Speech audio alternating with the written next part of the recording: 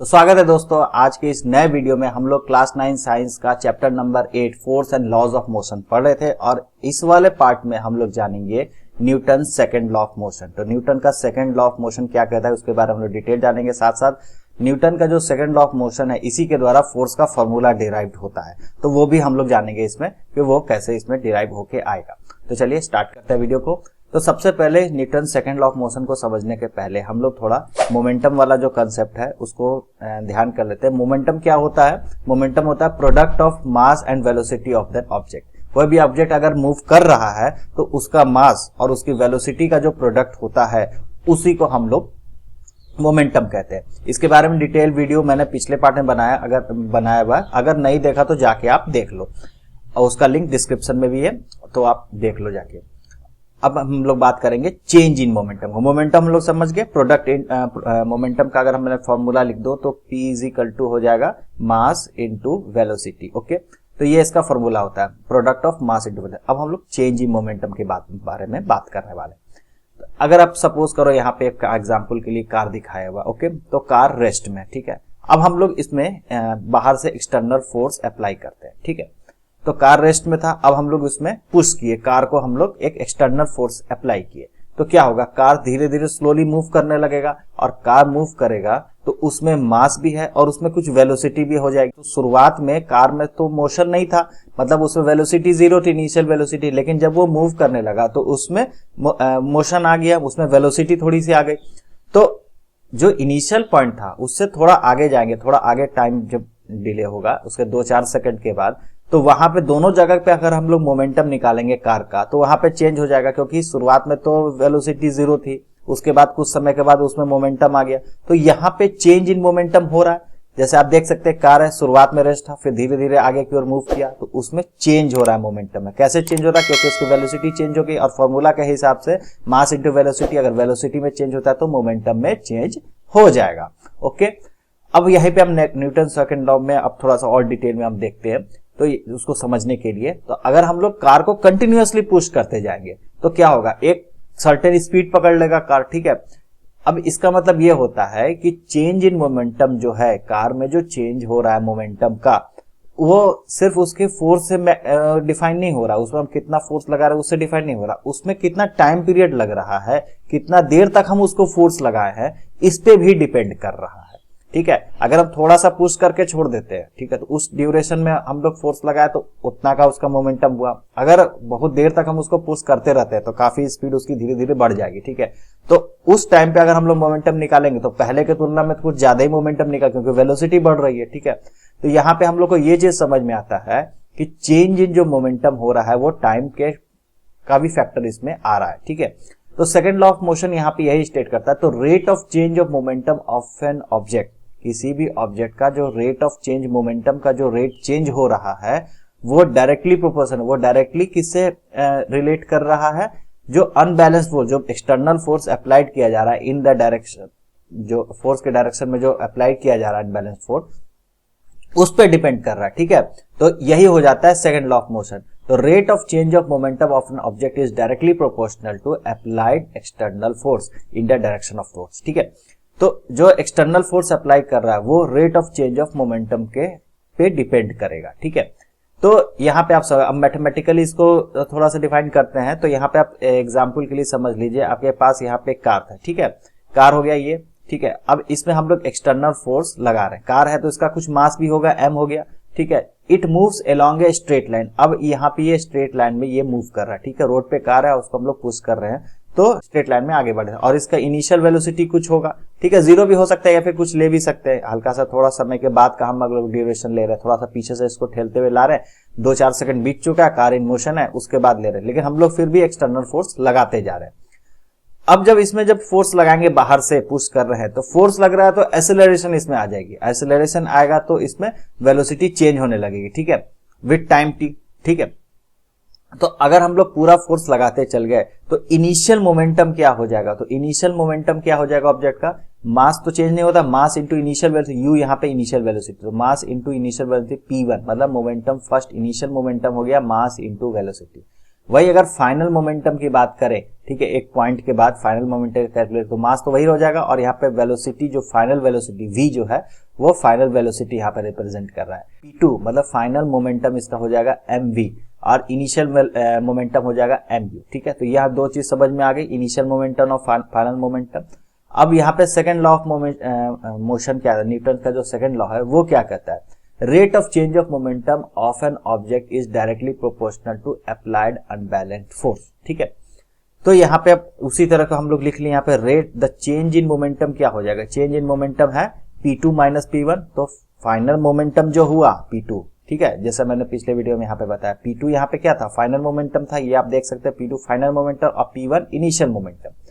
तो rate of change of momentum के directly proportional, तो p2 माइनस p1 कर देंगे, वही यहाँ पे किया हुआ, और ये जो है प्रोपोर्शनलिटी का साइन है यहाँ पे, तो p2 माइनस p1 कर देंगे। अब उसको डिटेल में लिखते हैं, तो p2 के मेरा क्या था, mv माइनस mu था। ओके, तो यहाँ पे भी आपको समझ में आ गया कि final momentum minus initial momentum कर देंगे। अब यहाँ पे m कॉमन निकाल लेंगे और v माइनस u कर देंगे। ठीक है, अब यहाँ पे rate of change of momentum निकालना है। ठीक है, कि किस ड्यूरेशन में इसका चेंज हुआ, मोमेंटम जो चेंज हुआ उसका टाइम ड्यूरेशन क्या था, तो वो हो जाएगा m multiplied by v minus u, यही ऊपर वाला कैरी फॉरवर्ड हो गया और इसको टाइम से डिवाइड कर देंगे। यहाँ पे t जो है टाइम को डिपेंड कर रहा है। ठीक है, यहाँ पे जो t है ये टाइम को डिपेंड कर रहा है, तो t से इसको डिवाइड कर, तो यही हमारा सेकंड लॉ ऑफ मोशन जो डिफिनेशन से आ रहा है, rate of change of momentum, यही है डायरेक्टली प्रोपोर्शनल अप्लाइड फोर्स के।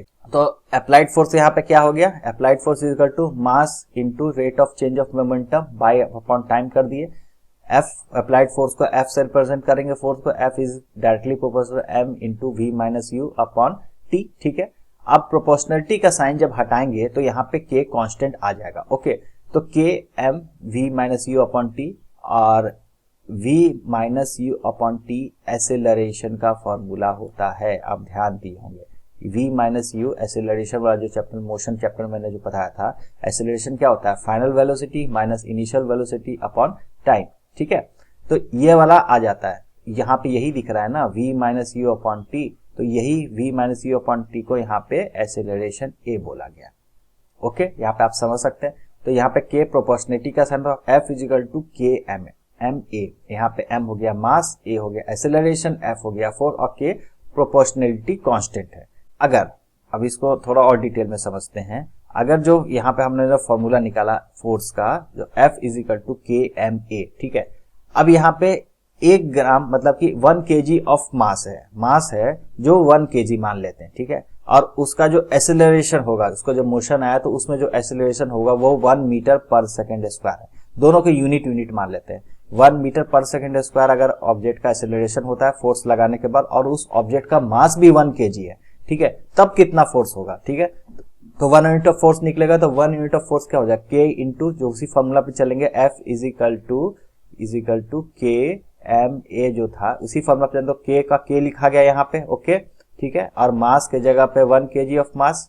ओके, और यहाँ पे एसेलरेशन का 1 मीटर पर सेकेंड स्क्वायर। तो यहाँ पे आप देख सकते हैं इसी चीज को यहाँ पे लिख दिया गया, F is equal to k into m into a। ठीक है, k into m into a। ठीक है, इसी को यहाँ पे लिखा गया। ठीक है, m के जगह पे मास हो गया, एसेलरेशन के जगह पे एसेलरेशन हो गया, k के जगह पे k ही लिखे। ठीक है, तो अब यहाँ पे 1 यूनिट ऑफ फोर्स तो यही हो जाएगा, k बराबर हो जाता है तो 1 मान लेंगे। ठीक है, तो वैल्यू ऑफ k अगर यहाँ पे 1 हो जाता है तो फॉर्मूला निकल के आ जाता है F is equal to ma। तो 1 यूनिट फोर्स, 1 यूनिट फोर्स का जो फॉर्मूला निकल जाएगा, k तो 1 हो जाएगा यहाँ पे क्योंकि 1 है, तो 1 यूनिट ऑफ फोर्स का निकालने के लिए हमें F is equal to ma formula का यूज करते हैं। ठीक है, force is equal to mass into acceleration. तो यही सेकंड लॉ ऑफ मोशन से हमें फोर्स का फॉर्मूला डिराइव होता है, और ये फोर्स का फॉर्मूला डिराइव करने का जो तरीका मैंने बताया उसी तरीके से अगर एग्जाम में आता है तो डिराइव करेंगे। जैसे कि rate of change of momentum को ले लेंगे, वो भी डायरेक्टली प्रोपोर्शनल था। Rate of change of momentum force applied करेंगे, उसको हम डिराइव करते हुए लाएंगे, तो चेंज इन वेलोसिटी को हम लोग एसेलरेशन में लिख लेंगे जो उसमें आया, और मास इंटू एस, और के प्रोपोर्शनलिटी कांस्टेंट था। अगर 1 यूनिट फोर्स का अगर हम लोग बात करें तो 1 यूनिट फोर्स F की जगह पे 1 हो गया, और यहाँ पे मास भी 1 kg और एसेलरेशन, तो यहाँ पे k का वैल्यू ऑटोमेटिक 1 हो जाएगा। तो 1 यूनिट ऑफ फोर्स निकालने के लिए हमें जो फॉर्मूला यूज होगा F is equal to ma, वहीं पे F हो गया फोर्स, m हो गया मास ऑफ द ऑब्जेक्ट और a एसेलरेशन हो गया। इसका जो यूनिट होगा, फोर्स का यूनिट जो होता है केजी मीटर पर सेकेंड स्क्वायर। यहाँ पे आप निकाल सकते हैं। तो फोर्स का यूनिट निकालने के लिए तो मास इनटू एक्सीलरेशन है, एफ इजिकल टू, ठीक है। यूनिट कैसे निकालेंगे, मास का हो गया केजी और एक्सीलरेशन का होता है यूनिट मीटर पर सेकेंड स्क्वायर। तो यही इसका हो जाएगा केजी मीटर पर सेकेंड स्क्वायर। यहाँ पे आप देख सकते हैं, ठीक है, केजी मीटर पर। और इसको इतना लंबा चौड़ा नहीं लिखने के लिए न्यूटन एन से भी डिनोट करेंगे। तो आप सीधे जैसे कि 5 न्यूटन का फोर्स लग रहा है तो 5 केजी मीटर पर सेकेंड स्क्वायर, इतना लंबा चौड़ा लिखिए। इससे अच्छा है कि 5 न्यूटन लिख दीजिए, काम हो जाएगा आपका, ठीक है। तो 5 न्यूटन लिखिए या 5 केजी मीटर पर सेकेंड स्क्वायर, दोनों बात एक ही, दोनों फोर्स का यूनिट है। ऐसा यूनिट ऑफ फोर्स करेंगे तो न्यूटन हो जाता है। अब कुछ डेली लॉ ऑफ एग्जाम्पल समझते हैं सेकेंड लॉ ऑफ मोशन का, ठीक है। क्रिकेट में आप लोग खासकर देखा हो, जब कैच लेता है फील्डर, जब कैच लेता है तो वह अपना हाथ पीछे की ओर बहुत तेजी से खींचता है। तो यहाँ पे हाथ क्यों पीछे खींचता है, तो यहाँ पे आता है फोर्स का कंसेप्ट। यहाँ पे प्लेयर के द्वारा rate of change of momentum है उसको डिले किया जाता है। इसके कारण इंपैक्ट फोर्स से कम लगता है। कैसे डिले होता है, अगर जो टाइम है कैच करने में, अचानक से अगर हम बॉल को कैच कर लेते हैं, ठीक है, अगर बॉल लिया अचानक से कैच लिए तो rate of change of momentum तो यहाँ बहुत हाई होगा, क्योंकि जो टाइम ड्यूरेशन है, मान लेते हैं कि 1/10 ऑफ द सेकंड, मतलब कि 0.1 सेकंड आता है, ठीक है। तो 0.1 चेंज ऑफ मोमेंटम जो हो रहा है, काफी हाई स्पीड में बॉल आ रही है, उसको हम लोग अचानक से 0 कर दिए, तो अगर हाथ भी पीछे नहीं खींचे तो मतलब कि जो इंपैक्ट होगा उसका बहुत ज्यादा वैल्यू हो जाएगा, क्योंकि 0.1 से डिवाइड हो जाएगा। तो यहाँ पे जो हमारा फॉर्मूला होता है, फोर्स वाला जो फॉर्मूला होता है, इसको कैसे लिख सकते हैं, मास इंटू एक्सेलरेशन था, और एक्सेलरेशन को लिखे थे हम लोग mass into rate of change of momentum था, ठीक है। तो mass into velocity, final mass into final velocity तो mass into initial velocity upon time, ठीक है। यही था ना हमारा फोर्स वाला formula, rate of change of momentum, ठीक है। तो यहाँ पे मोमेंटम जो फाइनल मोमेंटम है और इनिशियल मोमेंटम तो बॉल का तो काफी स्पीड में आ रही थी और अचानक से उसको हम लोग पकड़ के 0 करते हैं।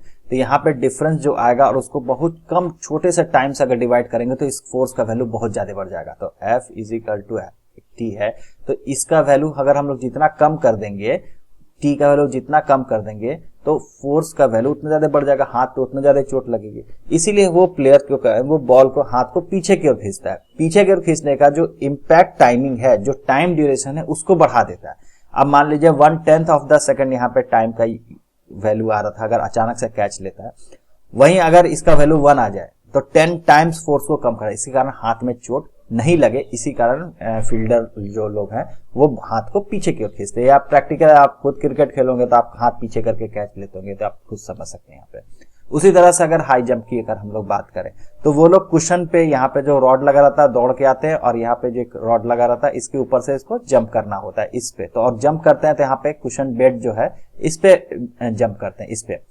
तो ऐसा क्यों होता है, तो वही है, सेम कंसेप्ट है।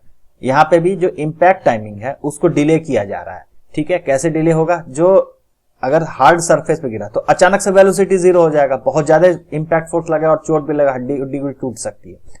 वहीं अगर कुशन पे गिरेगा तो जो उसमें धसेगा, ठीक है, हल्का सा जो धसेगा तो इम्पैक्ट टाइमिंग जो है वो कम हो जाएगा, जिसके कारण फोर्स जो होगा उस पे जो अप्लाइड फोर्स जो लगेगा, रेसिस्टेंस फोर्स जो लगेगा वो काफी कम हो जाएगा, जिसके कारण से उसको चोट नहीं लगेगी, ठीक है। तो यहाँ पे भी ये चीज अप्लाई हो रहा है, सेकंड लॉ ऑफ मोशन का एग्जाम्पल है। तो एक तरह का एग्जाम्पल आपसे पूछ सकता है कि एक तरह का एग्जाम्पल दे दिया और बताइए यहाँ पे न्यूटन का कौन सा लॉ लग रहा है। तो यहाँ पे आप लोग समझ सकते हैं और प्रैक्टिकली देख के भी आप इसका आंसर कर सकते हैं। अब हम लोग नेक्स्ट वाले जो पार्ट आएगा उसमें हम लोग बात करेंगे न्यूटन्स का जो लॉ है, जो फर्स्ट लॉ है, उसका हम लोग कैसे डिफाइन करेंगे सेकंड लॉ से। सेकंड लॉ हम लोग पढ़ लिया, फर्स्ट लॉ भी पढ़ लिया, लेकिन न्यूटन का जो फर्स्ट लॉ था, कोई भी ऑब्जेक्ट है अगर रेस्ट है तो रेस्ट में ही रहेगा, लेकिन और कोई ऑब्जेक्ट मोशन में है तो मोशन में ही रहेगा। इसको हम लोग कैसे डिफाइन करेंगे न्यूटन के सेकंड लॉ से, वो हम लोग देखेंगे। साथ ही साथ उसके बाद वाला चैप्टर में हम लोग जितना इसका जो न्यूमेरिकल है वो हम लोग देख लेंगे। Thank you very much. Video आपको अच्छा लगा तो लाइक शेयर और सब्सक्राइब करना ना भूलें। मिलते हैं अगले वीडियो में।